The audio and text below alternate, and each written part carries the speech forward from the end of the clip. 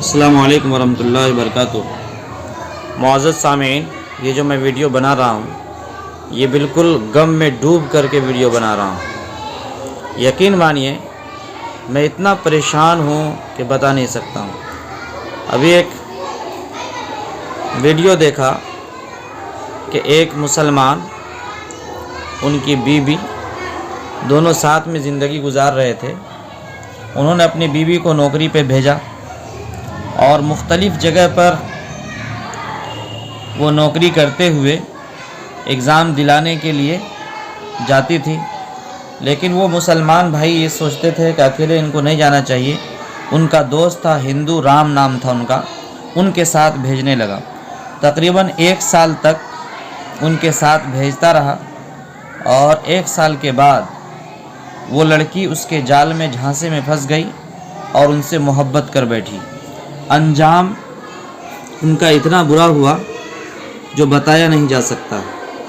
میرے بھائیوں، آج بہت لمبے اور گہرے پلاننگ چل رہے ہیں، اور وہ پلاننگ اس کا ہے کہ مسلمان کو مسلمان نہ رہنے دیا جائے، اور مسلمان بیٹیوں کو، اسلام کی مقدس شہزادیوں کو کسی طرح سے ہندو مذہب میں لایا جائے۔ کچھ دن ان کے ساتھ میں رہی، آئی گئی، اور اس کے بعد ان سے جب محبت ہو گئی تو انہوں نے ہندو روایت سے انہوں نے شادی کر لی اور اپنے شوہر کو چھوڑ دی، اور بھرے مجمع میں یہ کہتی ہوئی چلی گئی کہ میں اپنے من پسند سے ان سے شادی کی ہوں، میں اپنی زندگی خود گزاروں گی۔ میرے گارجن، مسلم سماج کے رہنما، رہبر، قوم و ملت کے پاسبان، آج ہمارے بہنوں کی عزت محفوظ نہیں ہے، اور ان کی دیکھ بھال کرنا، ان کی نگرانی کرنا، اسکول میں پڑھنے جاتے ہیں یا مدرسے میں پڑھنے جاتے ہیں، ان کا اختلاطی تعلیم، مخلوط تعلیم بھی ان کے لیے جان لیوا بن رہا ہے۔ پڑھائیے انہیں، انجینئر بنائیے، ڈاکٹر بنائیے، وکیل بنائیے، حافظہ بنائیے، عالمہ بنائیے، کہیں کسی طرح کا کوئی رکاوٹ نہیں ہے، لیکن شرط ہے کہ پہلے انہیں مسلمان بنائیے۔ انہیں یہ بتائیے کہ جس خدا کو تم مان رہے ہو وہی خدا ہے، اور انہیں بتائیے کہ اسلام مذہب سے بہتر کوئی مذہب نہیں ہے۔ اسلام سب سے اعلیٰ اور سب سے پسندیدہ مذہب ہے۔ ان الدین عند اللہ الاسلام، جس کے بارے میں اللہ تبارک تعالیٰ نے فرمایا کہ میں مذہب اسلام سے راضی ہوں۔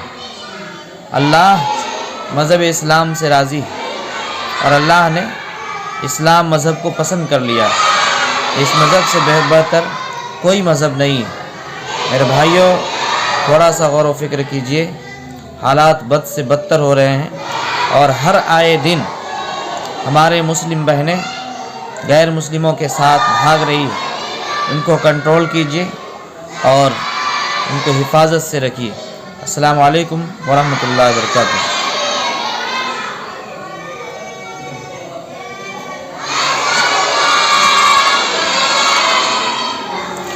آپ کو معلوم ہے اس طرح کی یہ پہلا واقعہ نہیں ہے، بہت سارے واقعات پیش آ چکے ہیں۔ ہمارا ایمان محفوظ نہیں، ہمارا طور طریقہ اسلام کے مطابق نہیں۔ ہم ڈی جے بجا لینے کو ایمان سمجھتے ہیں۔